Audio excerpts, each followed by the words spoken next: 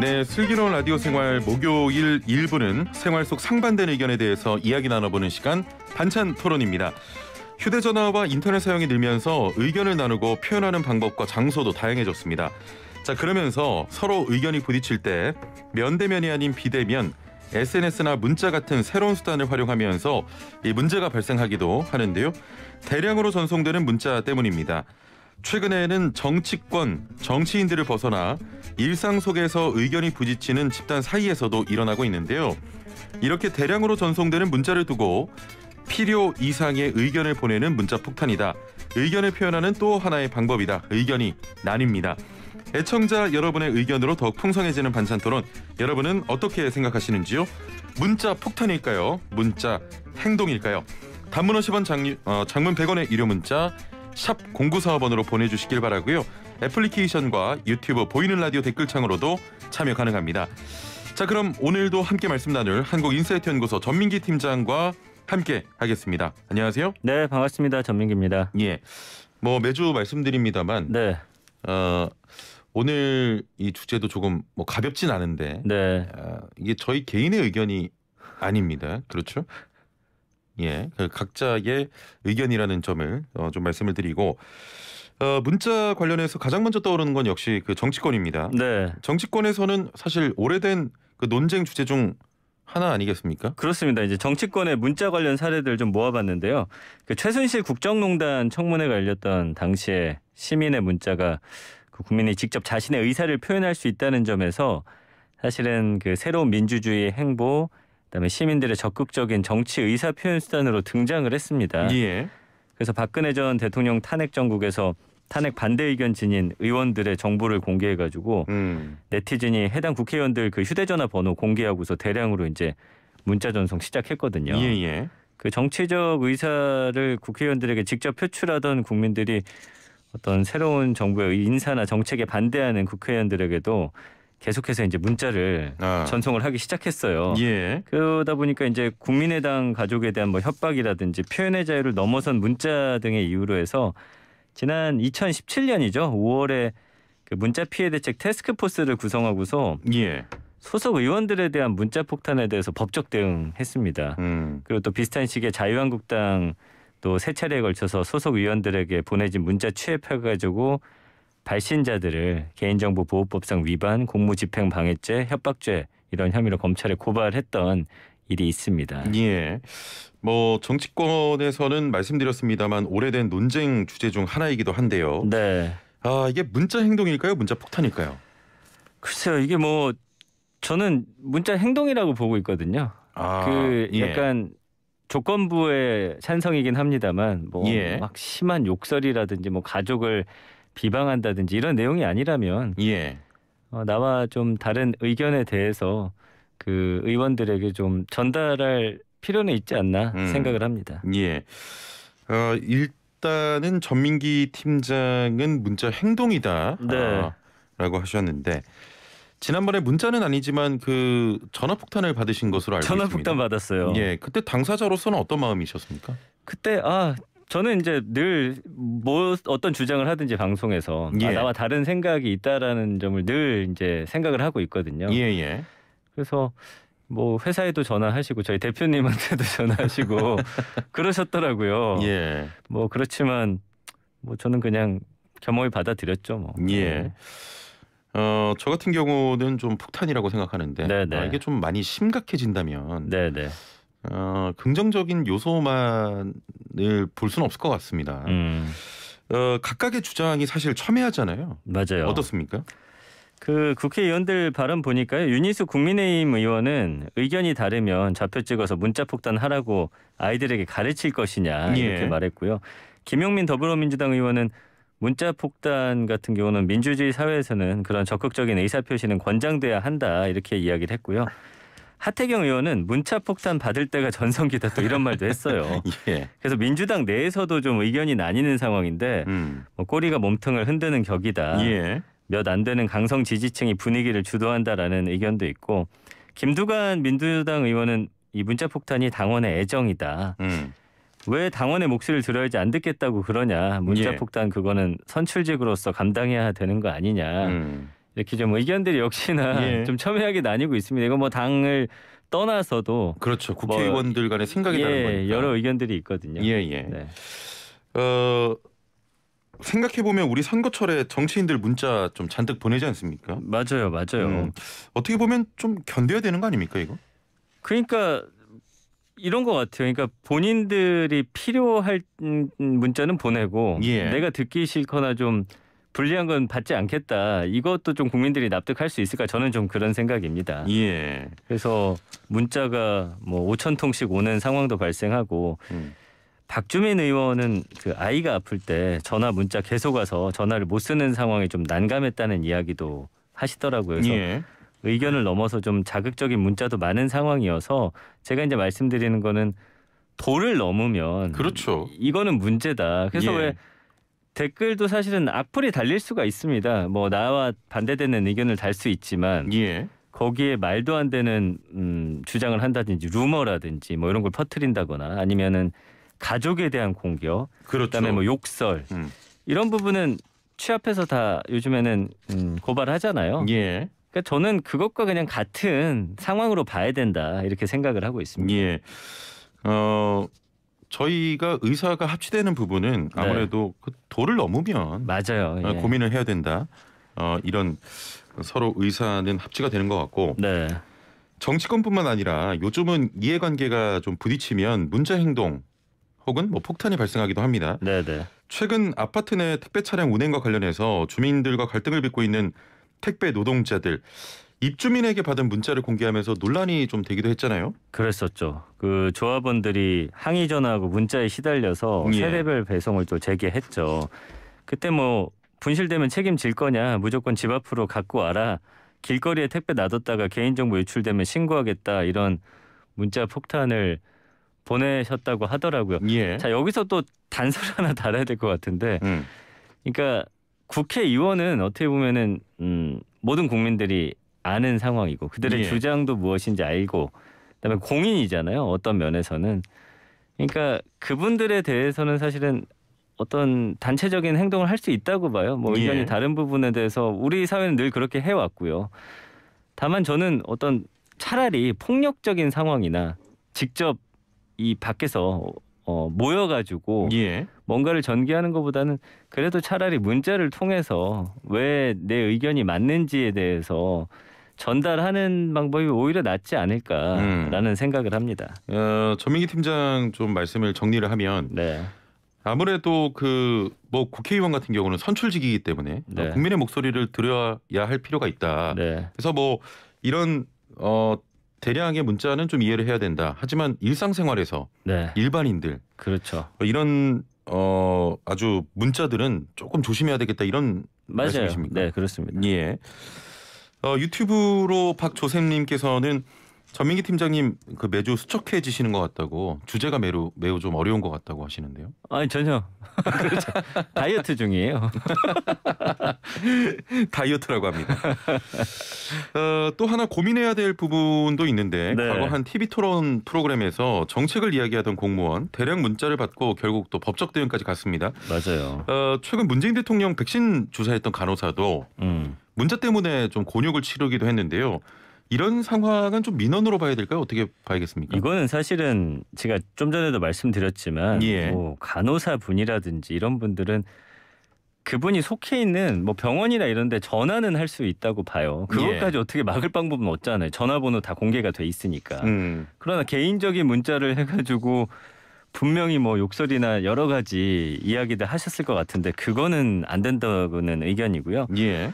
2012년 6월에 포괄수까지 시행과 관련해가지고 그 보건복지부 박민수 보험정책과장이 최근 일주일 사이에 밤길 조심해라, 뭐 자식 잘 챙겨라 이런 협박과 욕설이 담긴 문자 메시지 150여 건하고 100여 통의 협박 전화를 받았다고 하면서 수사 요청했어요. 그러니까 이런 문자들이 쏟아진 거는 그 지난 14일 라디오 방송에서 그 대한의사협회가 포괄수까지 반대하면서 수술 거부하는 거는 의사 직무를 포기하는 것이다라고 발언을 한 뒤부터거든요.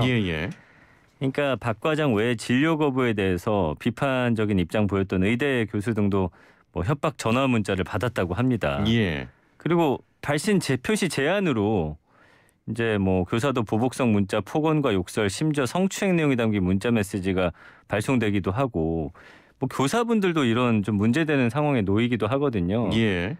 이거는 바람직하지 않죠. 그렇죠. 그렇죠. 예, 뭐 이거는 이견이 없을 것 같아요. 이거는 문자 폭탄입니다. 네네. 예.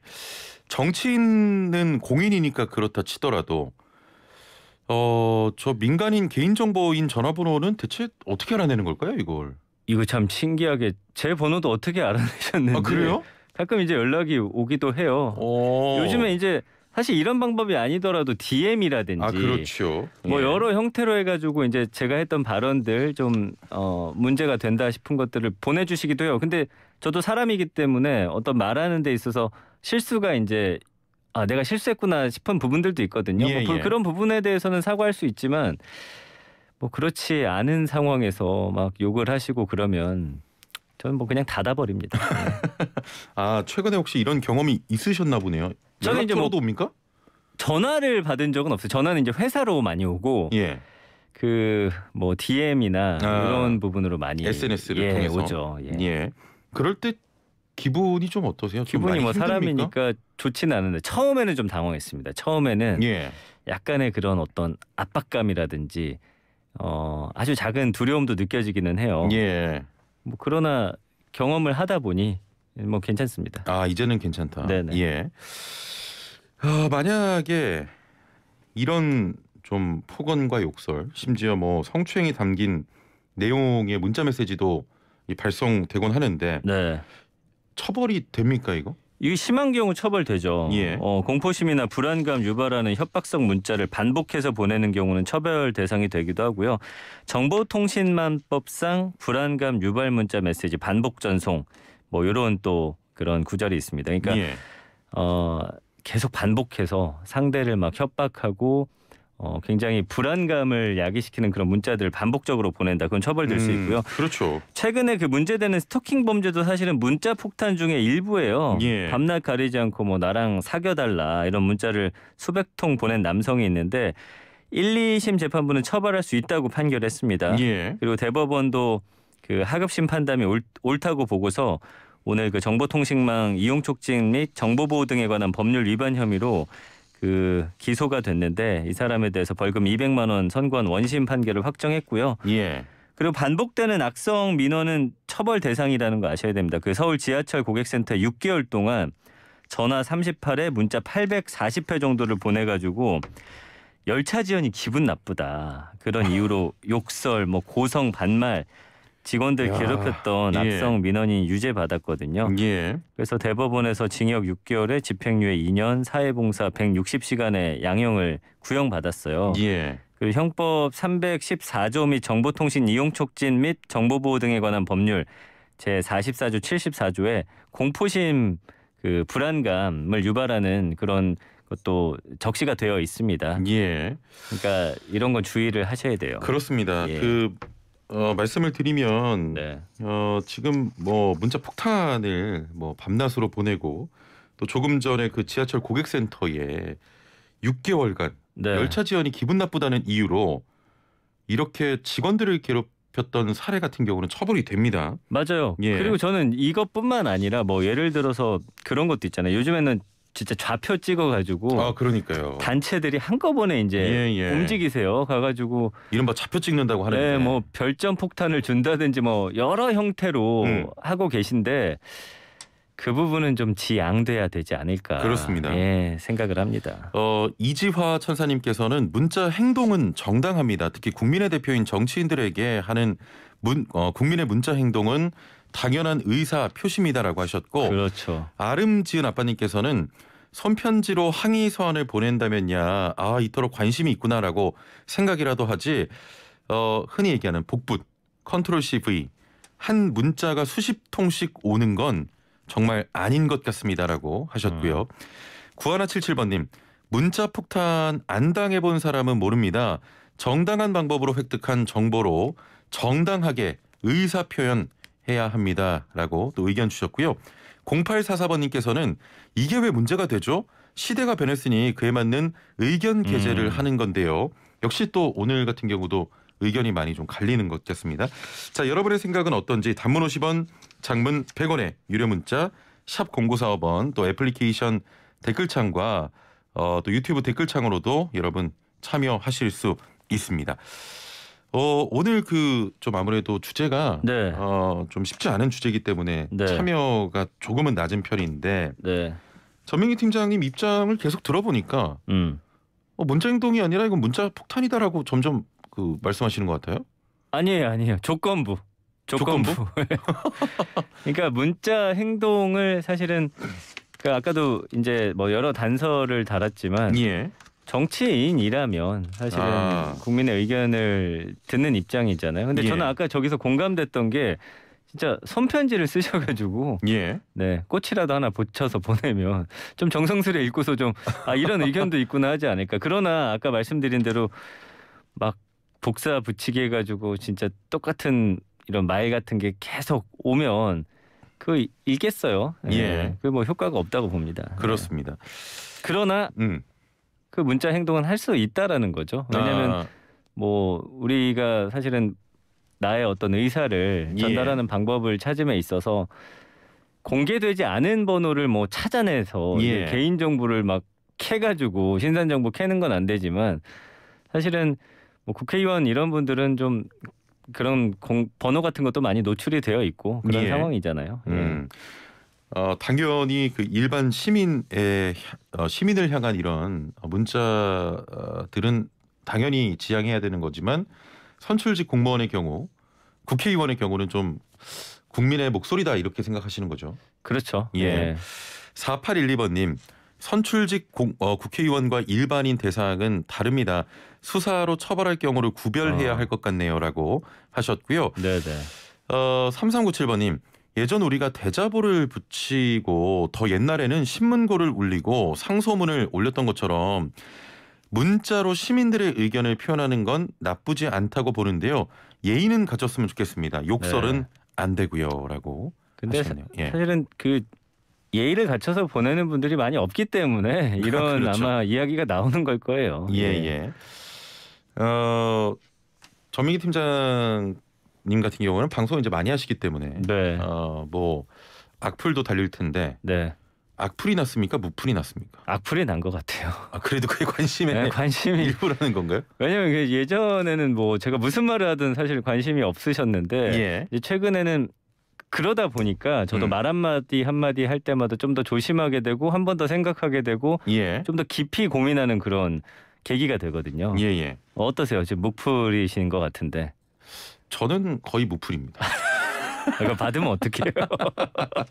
더 열심히 해야겠다 이런 생각이 들고요. 5558번님. 저도 문자 행동은 당연하다고 생각합니다라고 하셨고요. 오늘의 주제도 굉장히 좀 찬반이 갈리는 좀 반반으로 갈리는 그런 느낌이 들고요. 그렇군요. 3818번님께서는 자발적인 의사 전달이냐 사주된 의사 집단 전달이냐는 중요하지 않을까 싶습니다. 그러니까 본인이 정말 이게 문제라고 생각해서 보내는 것과 어떤 단체 행동 이렇게 누구 하나 근데 좌표 찍자 이런 거. 이 문자 행동 보면은 자발적인 경우는 거의 없다고 보시면 돼요. 단체적인 그런 경우가 상당히 많습니다. 그렇습니다. 자, 오늘도 좀 다양한 이야기 나눠봤는데 9006번님. 문자를 보내면 본인의 개인정보도 공개하는 거 아닌가요?라고 하셨는데 본인의 어떤 연락처도 기재가 가리고도 보낼 수가 있으니까요 요즘에. 그래요? 그럼요. 뭐 웹으로 보낸다든지 방법 있잖아요. 알겠습니다. 자, 오늘도 역시 그 의견이 갈리는 그런 이야기 주제 나눠봤고요. 상식 퀴즈 또 나가겠습니다. 네네. 힌트 준비해 주시고. 휴대폰 켭니다 저. 본격 문자창 CPR 프로젝트 슬라생 오늘의 상식 퀴즈. 당신은 오늘 어제보다 더 똑똑해집니다. 퀴즈 듣고 정답하시는 분은 단문 50원 장문 100원의 유료 문자 샵 0945번 우물정 0945번으로 정답 보내주시면 되고요. 정답 맞추신 분들 중에 추첨을 통해서 상품도 저희가 많이 보내드리고 있으니까요. 퀴즈 잘 듣고 맞춰주시면 됩니다. 킹난이라고까지 불리면서 운전자들의 고민 중 하나였던 개인용 전동 킥보드. 오늘부터 이 전동 킥보드와 관련된 도로교통법 개정안이 시행됩니다. 앞으로 인도에서 킥보드를 타면 3만 원, 헬멧을 착용하지 않으면 2만 원, 2명이 한 대에 올라타면 4만 원의 범칙금이 부과가 되는데요. 지난해 변경됐던 탑승할 수 있는 기준도 변경이 됐습니다. 문제 나갑니다. 오늘부터 시행되는 도로교통법 개정안 킥보드를 탈 수 있는 기준은 무엇일까요? 1번 만 13세 이상, 2번 제2종 원동기 장치 자전거 면허 이상 소지, 3번 달리기 100m 15초 이상 기록자, 4번 슬기로운 라디오 생활 애청자. 정답 아시는 분은 단문 50원, 장문 100원에 유료 문자 샵 0945번 우물정 0945번으로 정답 보내주시고요. 자, 역시 스마트폰 사용하시는 분들 YTN 라디오 애플리케이션 유튜브 댓글창으로 참여 가능합니다. 자, 여러분께 드릴 선물을 소개해드리죠. 정직한 건강식품 전문점 백세라이프에서 활력소 치명 청신단 3천 선물 세트와 로얄 아르간 커넬 오일 선물 세트, 영화 드라마 예능 다큐멘터리 애니메이션을 무제한 감상할 수 있는 왓챠에서 프리미엄 1개월 이용권, 요리하는 천하장사 박광덕의 감칠맛 나는 국물 해물 디포리 다시팩, 88년 전통의 이탈리아 명품 커피 1리커피에서 프리미엄 스틱 원두 커피 세트, 해썹 인증받은 7분 밀키트 1000명 시식평가단이 만든 은큼 떡볶이에서 떡볶이 키트 3팩, 착한 세제를 만드는 소다스쿨에서 베이킹소다 선물 세트, 익산 함나 베델목장에서 직접 짠 신선한 원유로 정직하게 만든 목장형 플레인 수제 요거트 착한 요구르트를, 농장에서 직접 재배한 채소를 사용한 맛있는 한 끼 마곡 테이블에서 2인 식사권을 드립니다. 자, 혹시 힌트 가능하겠습니까? 힌트요? 다 아시지 않을까요? 이거 그래도 뭐 국가에서 뭔가 발급한 정식으로 그런 증이 있어야 되지 않을까 싶어요. 요즘 점점 그 힌트가 아주 좋네요. 예리하죠? 예리합니다. 네. 반찬 토론을 좀 그렇게 해주셨으면 좋겠어요. 요즘 뭐 저 힌트 내기 위해서 저 여기로 온다 이런 또 소문이 있던데. 이거 재밌어요. 긴장되고 저도 문제를 모르기 때문에 그렇습니다. 네, 심장이 떨립니다. 예, 알겠습니다. 오늘 말씀 여기까지 듣겠습니다. 감사합니다. 고맙습니다. 네, 지금까지 한국인사이트연구소 전민기 팀장과 함께했습니다.